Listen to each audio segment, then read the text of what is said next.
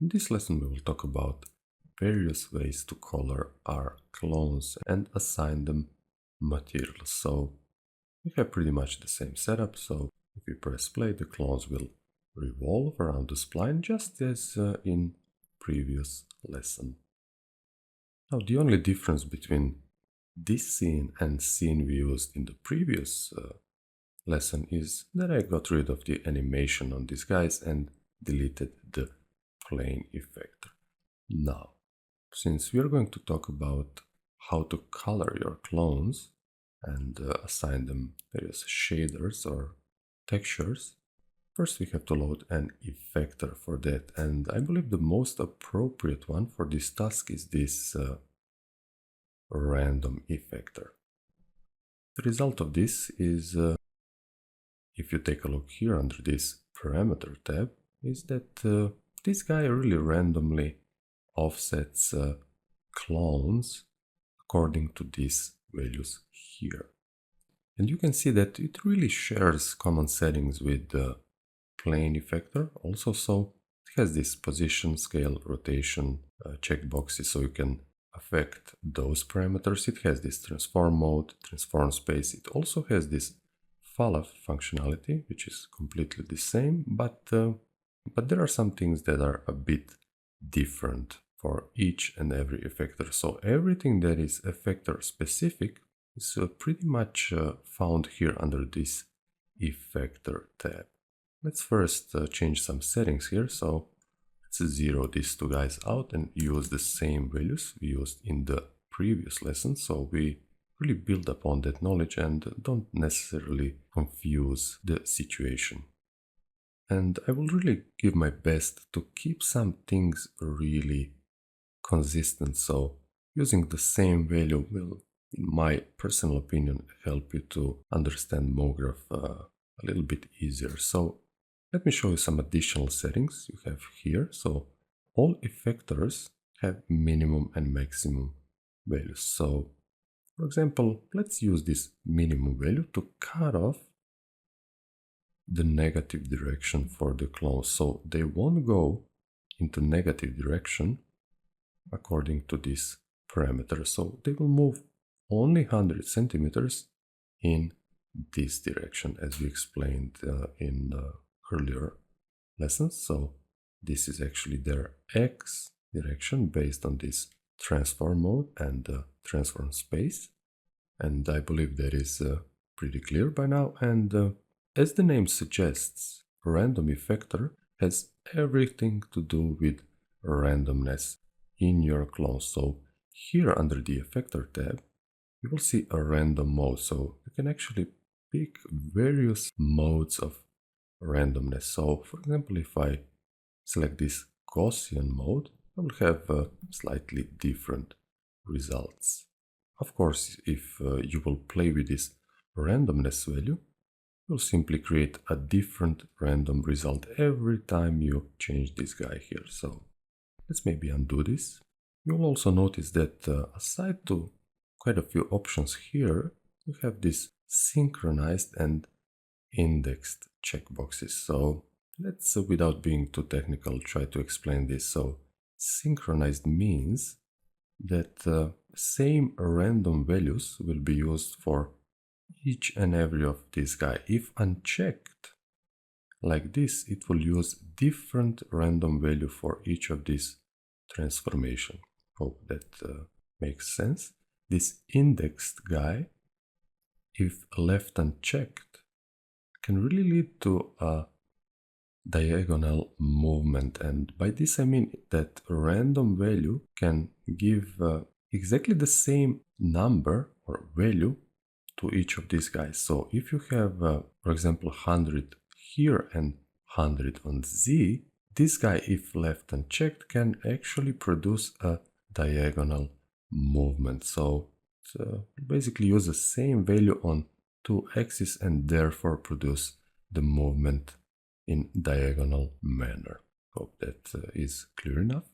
Now, after this Gaussian type, I will skip this noise and turbulence and I'll explain them just in a minute or two, and you will see that I really have a good reason for it. This sorted guy is But imagine that you have, let's say, quite a few objects under your cloner. So let's say you have a bunch of numbers here, and if you want to ensure that each of these guys that is subordinated under the cloner will appear only once, then you will want to use this sorted mode. Now I have to stress out here that some things that I say are not 100% technically correct, but I'm really sure that you will gain a better understanding this way. So I'm really searching for the most simplest explanation for you.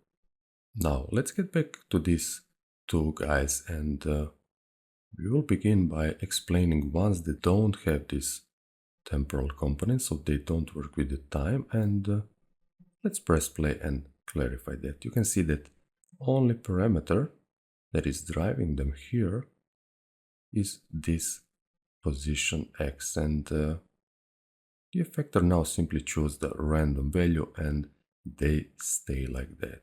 Same goes for this Gaussian type, and these guys here will give you a slightly different result, so there is no really need to understand it deeply, but you can simply try it out and see what results you get. Now, this guy here is the first one which works with time, so let's enable it and see what happens. And you can see the clones are actually dancing, so what is happening here? This noise guy actually works now within this parameter, so it will add noise pattern to this position x, since this noise guy works with time. So how about this? This is really interesting. You can get different results with checking these guys. Also, this turbulence guy works with the temporal component inside Cina4D, so you can see that these guys are now behaving like this within this parameter. So I can really show you that. So now we have a completely different parameter for them to work within. So that is really nice. Let's get back this to 100, and you can see that both turbulence and noise guys have additional options to them here. And really, this animation speed is really simple to understand. So by setting this to, let's say, 10, you'll really slow down the speed of that noise happening. For this scale, this is actually the scale of the noise used. I don't really know how to explain this. Imagine this like a scaling option for the noises inside the shader. So it is a global scaling setting for a noise used for this random mode. Now you will also notice that this noise and turbulence guys don't have this seed value, so they're using a built-in noise or the turbulence. I really hope that makes sense. So for example, now you can see that they're really working inside this value, so they're going only 100 centimeters, or they're actually working inside the limit of that 100 centimeters. You can drag this minimum down. Now they will work in both directions. Let's actually put this to 0. I think it is a bit less confusing. Stop this, and we will now actually talk about this color mode. And just to keep things cleaner, I will disable the position and I will only use color. Okay, so let's enable color, set on. And if you were expecting something spectacular to happen, well, it simply won't until you get rid of this material, because currently this guy is completely overriding this color mode. So let's actually get rid of this guy, and now you see that you got a random color set on your clones. Let's get back to this random mode and go with the first random mode, which is actually named random. So this is a completely different color set now. And each and every of these guys For example, this Gaussian will give you different results. Of course, if you change the seed, you will get different results. If you enable synchronized or indexed, you will get different results. So there is a lot of power in it. And every single of these guy has its different set of random values. Now, here under parameter tab, we just drag this and maybe pull this a little bit upwards so you can actually see the effector and parameter settings both, which will help me explain things. So I can even fold this other, which is really a bit distracting.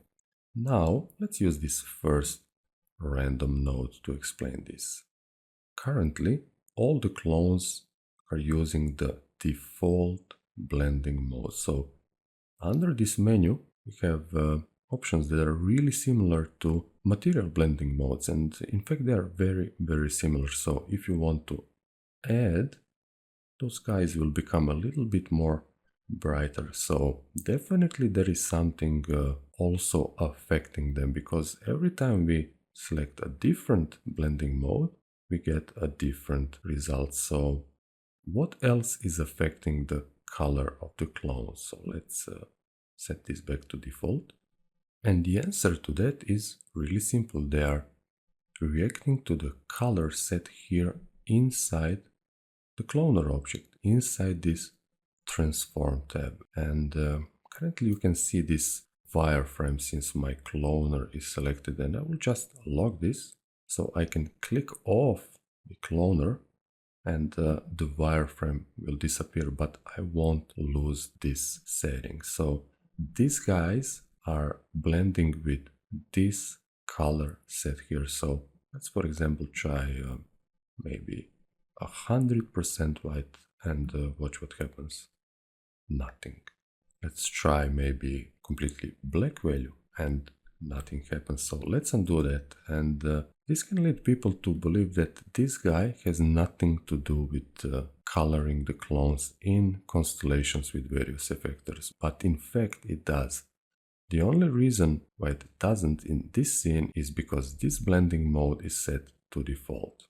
So just like in the material, if this is a default, you could really say that this is a normal mode, so only effector will affect the color. If you change this to, let's say, add, now it will add from another source. Same goes for these other guys. It can add, subtract, multiply, or divide from another source. And as we said, that source is this color under transform tab of the cloner.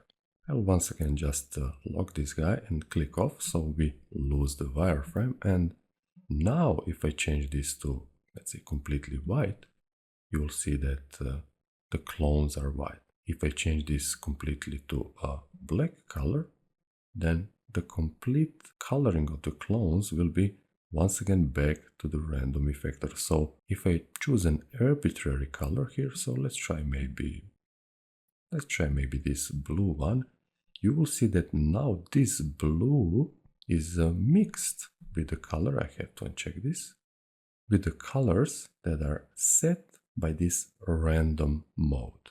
Of course, you can experiment with other modes. So we will, in this case, subtract our color. We can multiply or we can divide, and really each of these guys will give you different results. Now let's get back to our cloner's transform tab and change this to 50% of gray, which is a default value, and that will really give you a good starting point, so you can really see the mixing together, and it's a somewhat neutral point for the beginning of your setups. Okay, so I strongly recommend leaving this as it is, because you can pretty much forget this setting and lose a lot of nerves finding what is wrong with your scene. So let's get back to this random effector, and I want to show you that these two modes, this noise and turbulence, actually work also with the color mode. Okay, so if you press play now, actually in this case we want the default mode, so only value that these clones will receive in regard to color is from this guy set here. Okay, so this is really neat. So for example, this synchronize will give you different results. This index, once again, different results. Also, this turbulence will give you different results. Let's go back.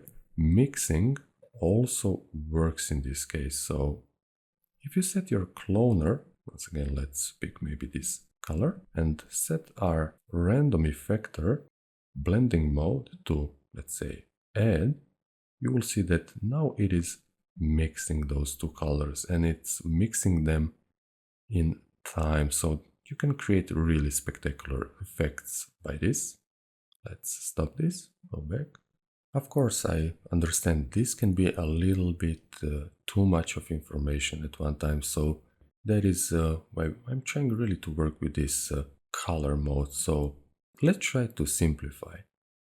We gave the color value to our clones based on this random mode set here. So if I select something different, I will get different results. We can of course choose if we will use only the colors from this guy, or we will actually blend them with something else, and that something else was this cloner color. Let's maybe set this to blue, and once again, only in the blending mode other than default you can see the results. So something like this. I hope that this makes sense. This use alpha strength is useful when you're using real materials on your clones. Now let's actually in the cloner set this value back to 50% of gray, so you have a neutral starting point. So you're just basically increasing or decreasing brightness on your clones. Now, what if you want to use a real material? Because if I drop this material onto cloner, it will completely override the settings here. So none of these blending modes will work, and even setting this color here will do absolutely nothing. So how can we use real materials on our clone constellations? The answer to that is really simple. Currently, MoGraph is not really understanding that this is a MoGraph material, and you create a MoGraph material by simply loading a MoGraph color shader into the slot, and you will immediately see the change. So now, once this guy is loaded into color channel, so it has to be in the color channel, now MoGraph understands that this is a material we want to have fun with, and will really enable all those options for us. So, for example, if we set this to play, you can see in random effector, these guys actually now work. You can add, subtract, you can do anything with your clones. So let's say we want that original blue color we had to appear on the clones. We would simply change this to multiply. So this is why I was saying at the beginning of this training that it's really important to understand the material system and shader creation and stuff like that. So I really strongly urge you, if you haven't, that you watch volume 1, 2 and 3. And the reason for recommending volume 3 is to get a decent grasp of Espresso, because you will have to know all that to use MoGraph effectively on the highest level. Now, after we set this, every single other channel will work as expected. So if you, for example, enable luminance channel and load some colors, you will see that it works as expected. So nothing is changed, just the color shader here, and now it understands that it is a MoGraph material. I will pull this a little bit upwards, maybe even like this, because maybe scale it so we have a little bit more of a real estate here. And this color shader, let's actually put it to a normal mode. This color shader has two modes. First one is based on a color, and the second one is index ratio. So what that exactly means. This means that you can effectively map a gradient black to white transition to your shader. So this spline, if I invert it, will have a completely opposite result. If I maybe put this to roughly half, my clones will all be gray. So this is a great way to assign grayscale value to clones, and you can even have fun here and maybe load a sine wave spline, and you will see a different result. And this is really useful, for example, if you want your clones to fade away and use them in the alpha channel or something like that. So multiple applications of this guy. Let's go back to color mode because I want to show you something else. And that else is that you can actually color the color shader. And I think we are better off without this window, and we will play with our material here, and I will frame this all. I will also here under random effector enable this default mode. So the random effector is now controlling the coloring of the clone. So the blending mode is default. So if we change now something here in our material, things will change. That is a bit opposite to what we had in a situation where material is not applied to a cloner, but that is what it is. So just to prove you that, I'll enable this multiply mode, and you will see that it really takes over the situation. And most of the time that is the case. When you have something on the cloner, a material, it has a priority over other types of coloring clones. Now, what I wanted to show you is a way to color the clones through the color shader without any effector. So let's actually get rid of this random effector. So all we have now is this color shader. So let's select colorizer here, and the colorizer will become a parent of our color shader here. So if you select maybe an index ratio mode, now we have this sine wave spline that is left. You can basically see that now all the colors that are inside this gradient are mapped on the clones according to this spline. So let me show you that. You can now select any color here. So maybe we'll load something that is a little bit more fun. And you can basically have a lot of fun playing with the colors of those clones. So lots of creative freedom here.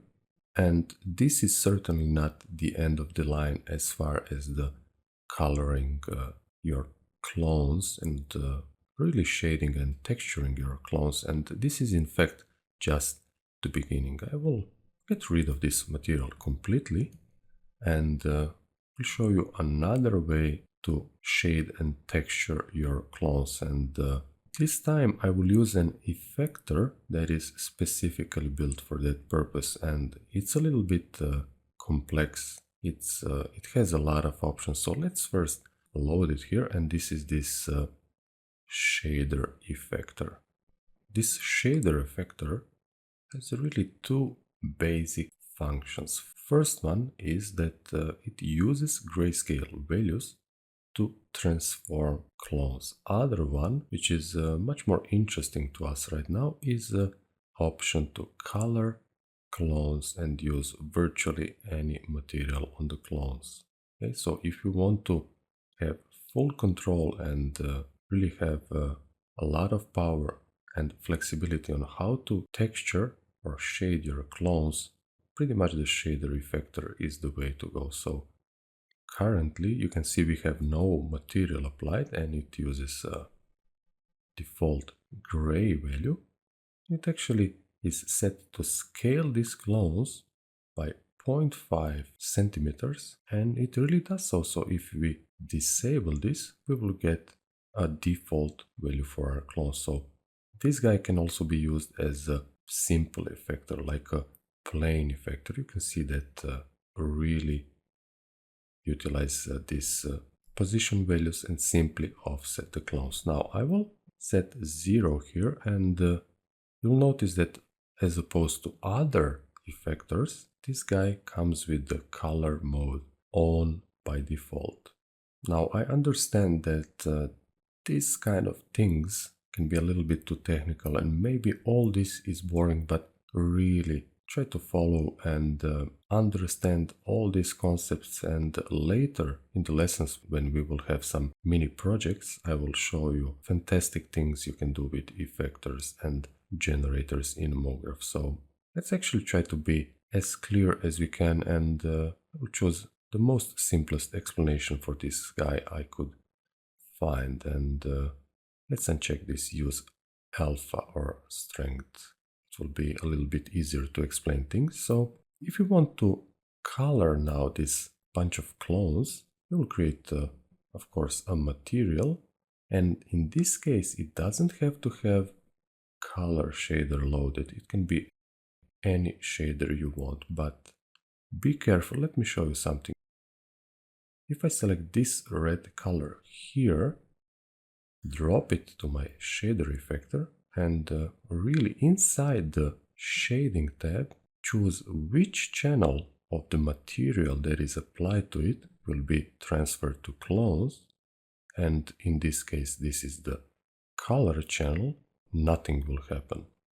You even have the option to drop the texture tag from another object, but I really strongly recommend that you use the material that will be used for the shader effector to be placed on the same shader effector. Hope this makes sense. Now basically we are saying our shader effector, use this texture tag, use the color channel of this guy, of this material, and transfer that to the clones, but nothing happens. And the reason for it is that even though color is set here, this guy works only with this channel inside the material. So it doesn't take into account this color unless there is some mixing mode. It takes into account this channel here. So let's load the color here. We will select the same color, okay, this red one, and you can see now it really shaded the clones according to this channel. So this channel corresponds to this guy here, not this color here. I hope this is clear enough, because it can be a major source of frustration. And there is the simple way. So you can basically pick just one channel. If you hit this edit guy, it will open that channel for editing. Second, and far more powerful option to color these clones through this shader effector is to use this custom shader. And now you can actually load every single shader inside Cine 4D and use it to color your clones through the shader effector, or to use the grayscale values for transformation. So let's actually use maybe gradient. You see the result immediately in the viewport, and let's maybe add this color here, and maybe this red one here. So now I have all the freedom to texture my clones through this shader effector, and pretty much anything that pops to your mind will work. So you can use any type of this gradient, and it will work, and this opens a lot of power. Now what is worth noticing here is if you enable position here, and let's enter 100 here, you will see something is happening here. These guys, the red guys, went upwards, and progressively through the gradient, the ones that are the most dark stayed on the 0 position. So what exactly is happening here?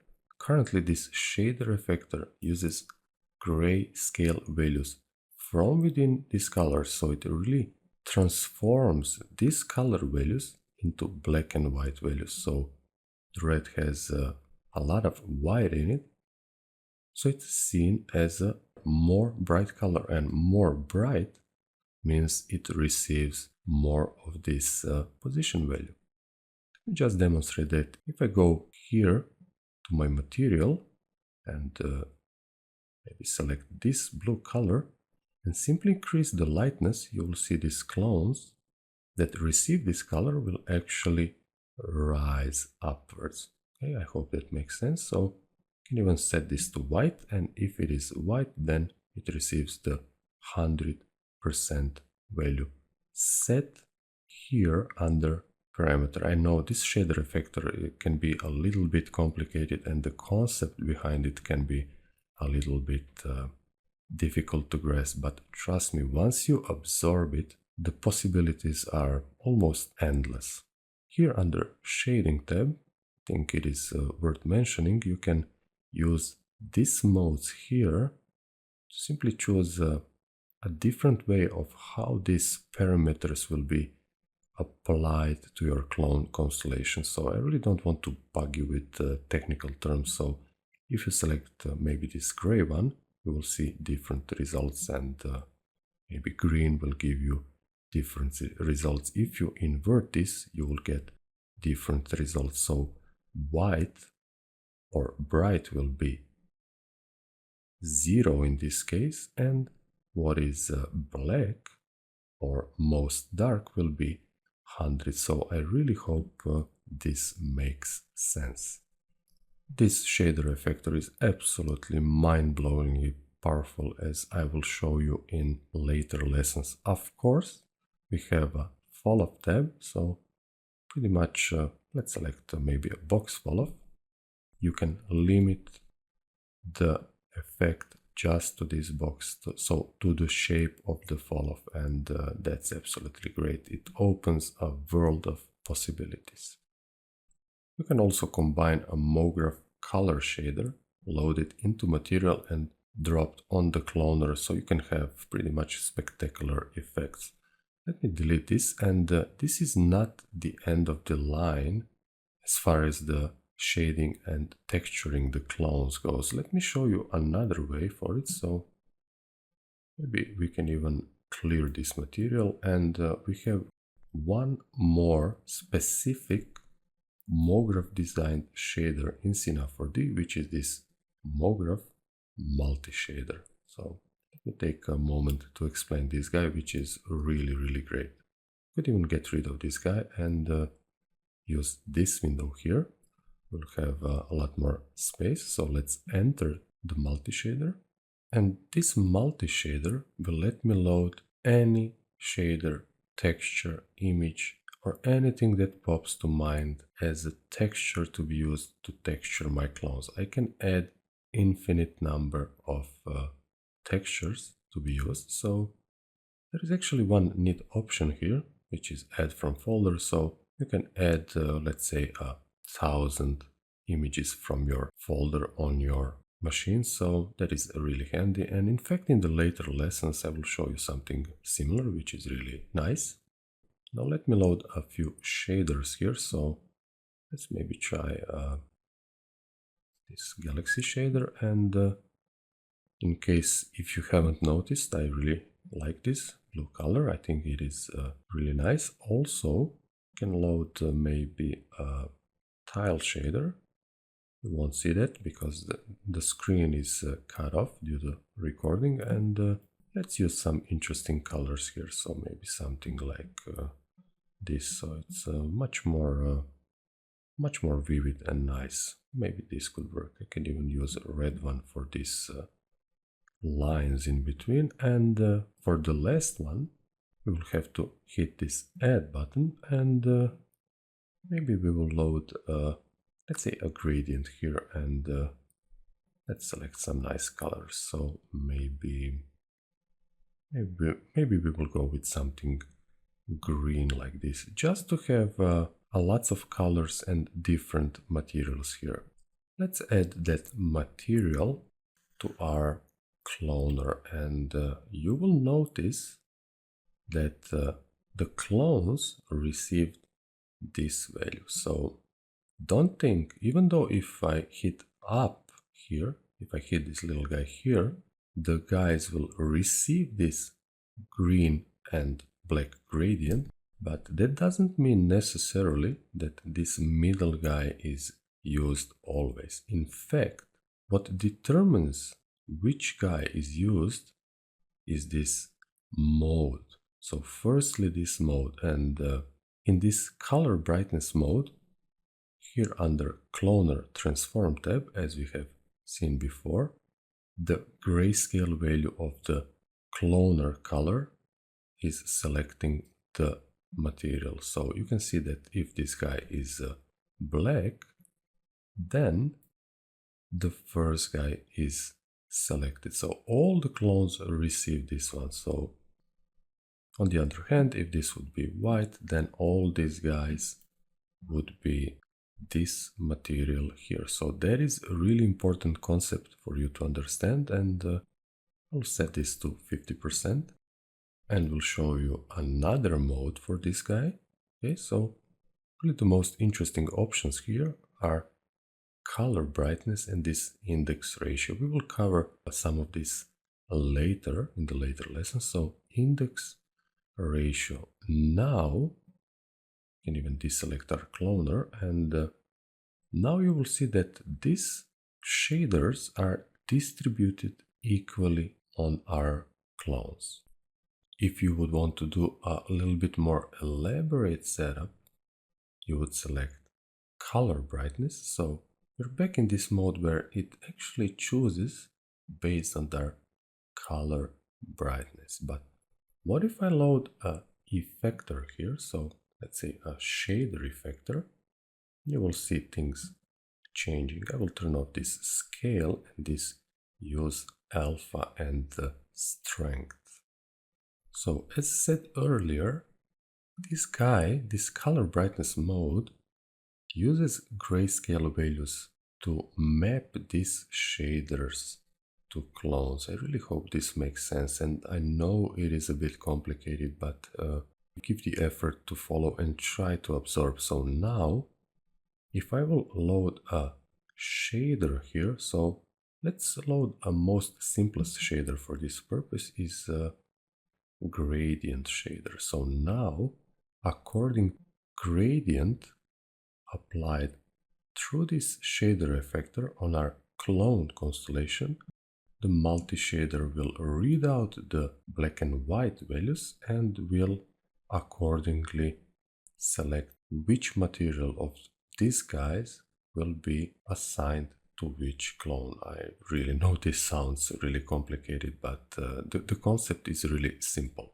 So let's try to clarify. If I invert this shader, I will get exactly the opposite result. So if I right click here and do a invert nodes, this is what will happen. Let's actually pull this guy all the way here, and you will see I'm receiving more of these green guys because the white value inside the gradient shader in the shader effector will tell this guy. So here the first, let's say the first one is mapped on the black value, and this last one is mapped to a white value. So you can have a number of clones. Let's once more prove that. So if I move this guy here, I'll receive more of this galaxy shader guys. I hope that this makes sense and I didn't overcomplicate things. Now you have seen that there are so many ways to texture and shade your clones and give them color values, and there are actually more options which you will see in later lessons, but this is pretty much it. Now in the next lesson I'll show you how you can deform your objects with effectors. After that lesson we will explore these other generators. So give yourself time. MoGraph is huge, powerful, complex, and to really get a decent grasp, it will certainly take some time. Okay, so that's it as far as texturing the clones, and let's go to our next lesson.